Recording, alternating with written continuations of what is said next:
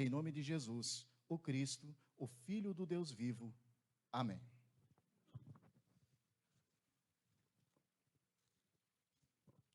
Muito bem, vocês devem conhecer esse texto bastante, um texto bastante debatido há muitos séculos, teria muito assunto para a gente falar sobre ele, por isso nós vamos limitar um pouquinho, nós vamos falar sobre essa temática, que é baseada num dos versículos do nosso texto, a confissão de Pedro. E eu gostaria que vocês tivessem em mente 3 perguntinhas. Não sei se tu colocou elas. Não colocou? Tenham em mente quem é Jesus. Essa é a primeira pergunta.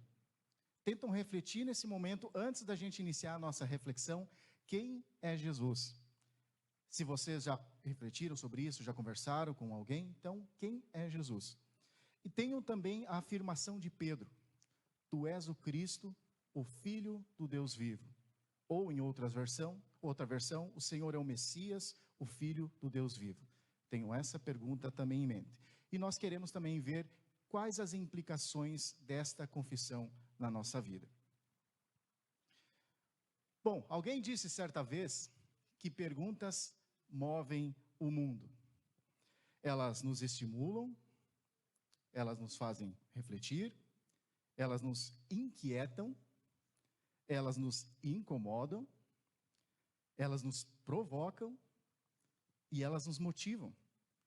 O que vocês acham dessa afirmação? Vocês concordam com essa afirmação? As perguntas, elas estão presentes na nossa vida, eu digo assim que desde pequeno.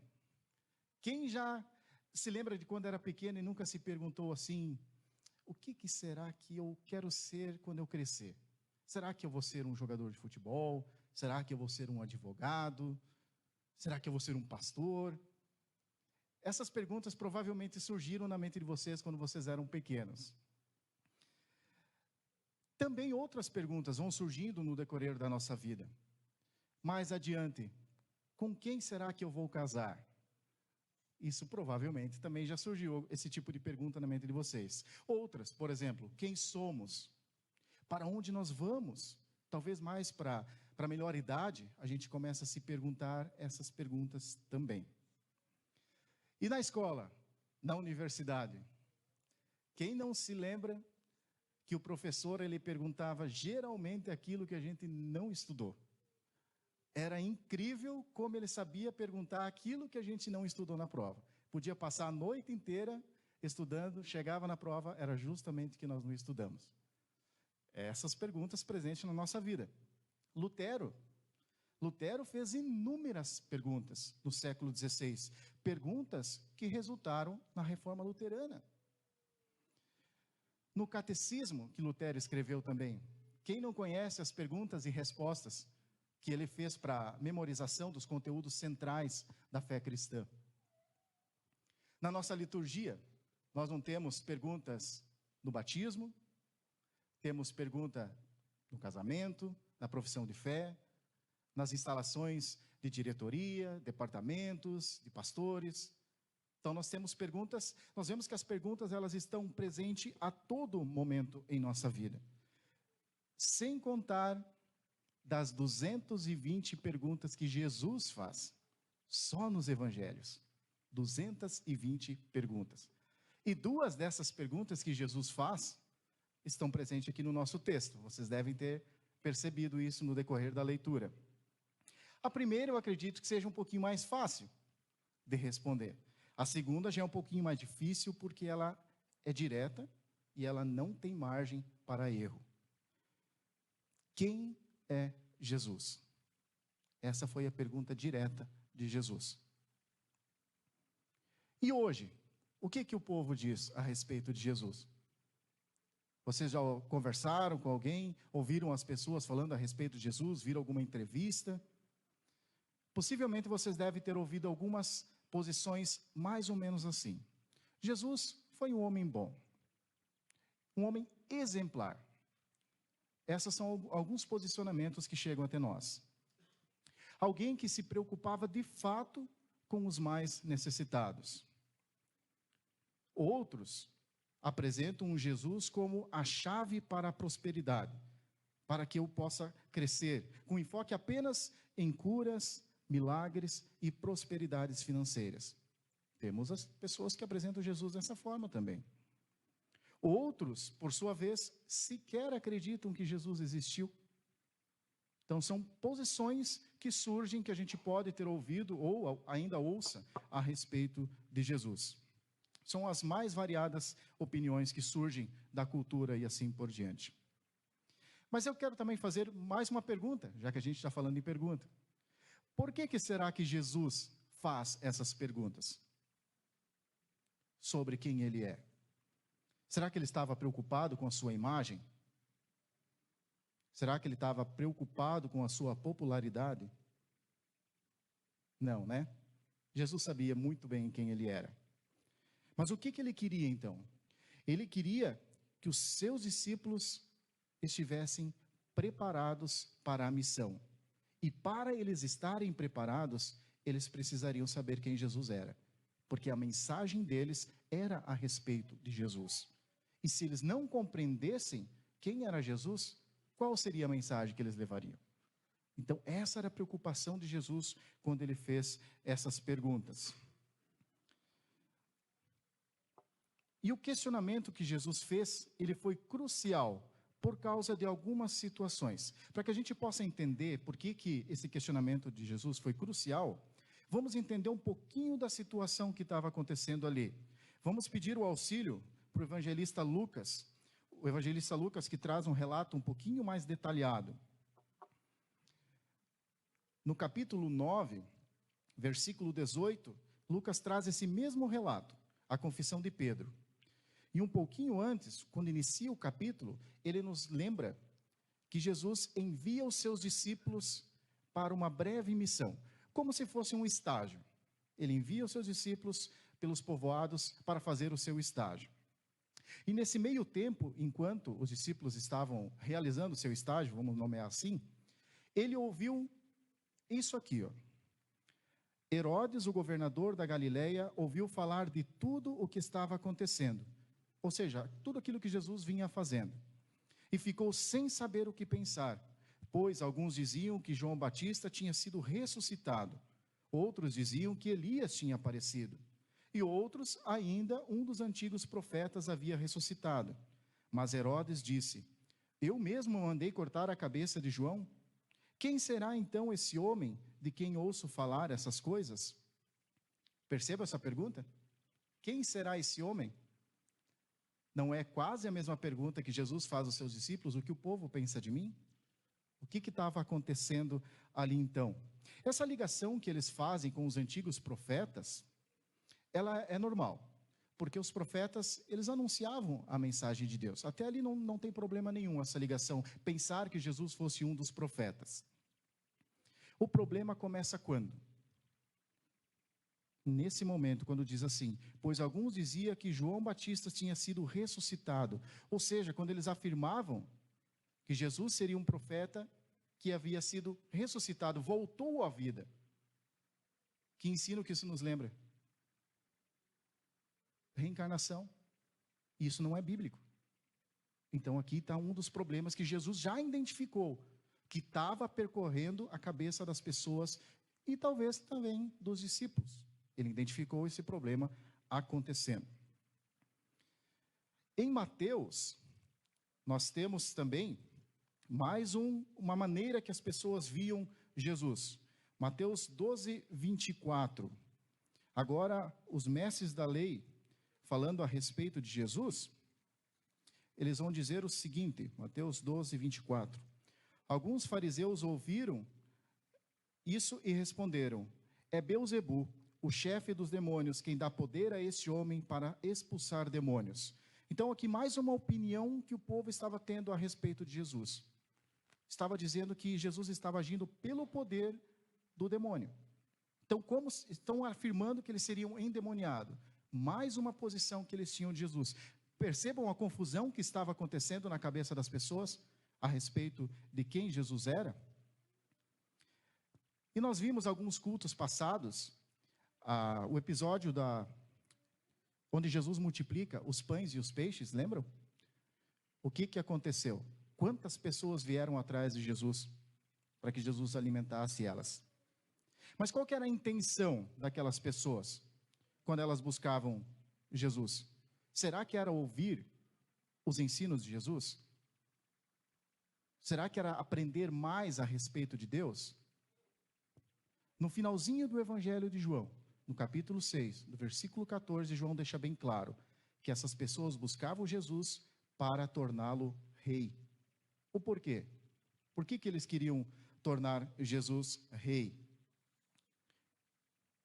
Porque eles viram que Jesus curava pessoas, eles viram que Jesus efetuava milagres, eles viram que Jesus alimentava as pessoas, teria a capacidade de acabar com a fome do mundo. Aí eles pensavam: precisamos de um melhor rei que este? Então essa era a única intenção que ele se aproximava com Jesus. Veja de novo a confusão na cabeça das pessoas a respeito de Jesus. E aí a gente tem que se perguntar: Jesus sim, ele cuida de nós, nas nossas necessidades. Não foi isso que o salmista falou? Não foi isso que Isaías falou? Eles estavam exilados, mas Deus não deixou eles abandonados. Então Deus cuida sim nas nossas necessidades. Mas nós temos que fazer mais uma pergunta: será que foi somente para isso que Jesus veio aqui ao mundo? Para cuidar das nossas necessidades aqui, da terra? Será que foi por isso, somente por isso, que ele sofreu a maior humilhação de todos os tempos e a maior dor que alguém poderia sofrer? Não foi só por isso, né? Então percebam como as visões que as pessoas tinham na época a respeito de Jesus, elas se repetem ao longo da história. Assim como na época de Jesus havia confusão ao seu respeito, hoje existe também muita confusão a respeito de quem é Jesus na nossa vida. E conseguiram perceber como que a preocupação e a pergunta que Jesus faz é crucial também hoje? Para todos nós também. Olha, e vocês, congregação Cristo é Vida, quem dizem que eu sou? Essa pergunta é direcionada para nós também hoje. Quem vocês dizem que Jesus é? Ela é crucial ainda hoje.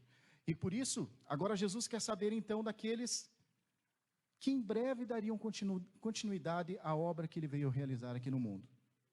Na mente dessas pessoas não poderia haver confusão.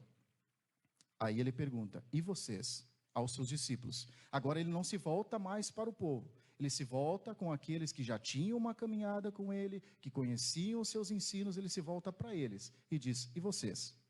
Quem que vocês dizem que eu sou? E Pedro então, representando todo o grupo dos discípulos, porque vocês percebam, a pergunta é: e vocês? Não é direcionada somente para Pedro, é direcionada a todos os discípulos. Então Pedro, representando todo o grupo dos discípulos, ele traz uma resposta diferente do que o povo estava trazendo. Vocês perceberam? Que é bem diferente daquilo que o povo estava trazendo? E é uma resposta que agrada a Jesus, dessa vez. E por que essa resposta agrada a Jesus? Porque foi a única resposta que revelou de fato qual é a identidade e a missão de Jesus.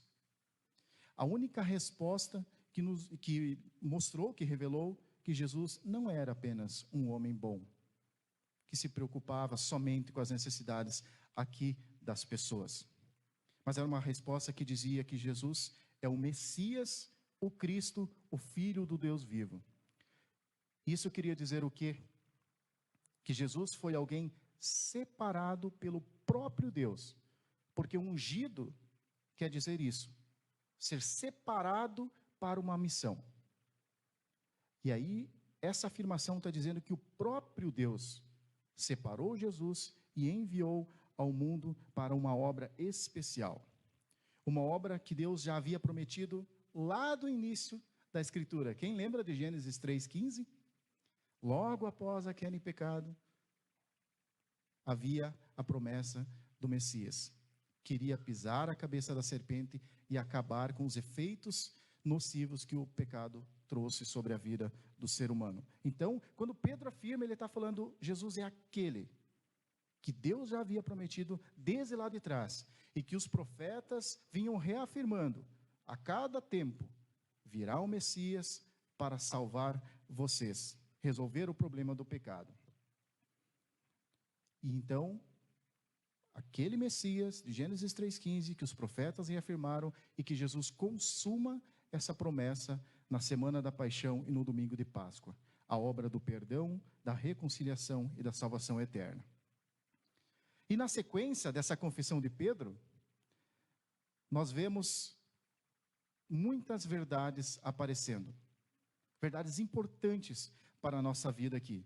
Eu quero relembrar desse versículo, uma das verdades mais importantes na nossa caminhada, que diz assim: você é Pedro, e sobre esta pedra, ou seja, sobre essa verdade que você está trazendo agora, que foi revelada pelo próprio Deus, eu construirei a minha igreja, e nem a morte poderá vencê-la. Olha que passagem maravilhosa. Quem edifica a igreja? Quem cuida da igreja? Quem arrebanha a igreja? O próprio Jesus. E qual que é o resultado desse cuidado de Jesus, desse arrebanhar de Jesus? Está na sequência: nem a morte poderá vencê-la. Em outras palavras, Jesus está dizendo: sobre essa verdade, Pedro, que você acabou de trazer, eu construirei a minha igreja e nada poderá destruí-la. Ou seja, ela pode ser perseguida, e ela está sendo perseguida. Nós não estamos sofrendo perseguições aqui, mas fora daqui nós acompanhamos pelos noticiários como a igreja está sendo perseguida. Olha que promessa maravilhosa.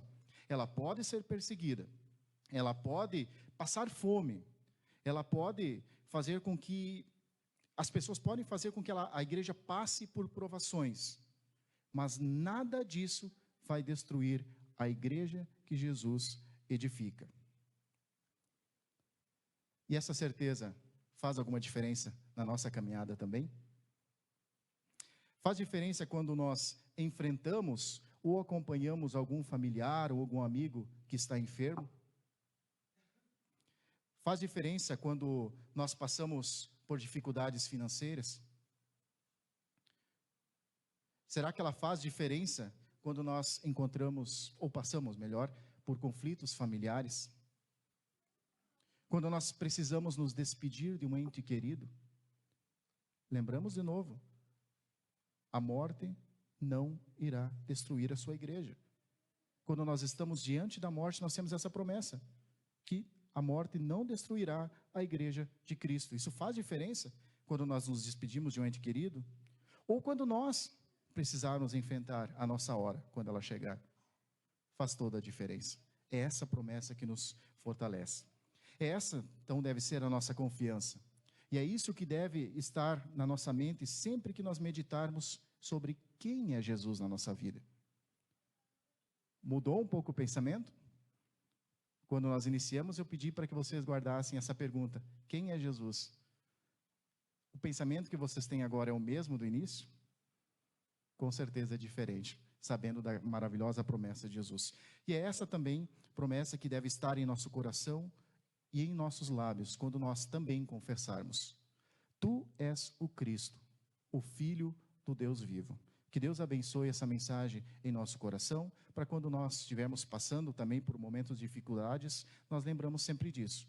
Nós podemos passar por diversas dificuldades, por muitos espinhos, mas nada vai destruir aqueles que confessam Jesus como o Cristo, o Filho do Deus vivo. Amém.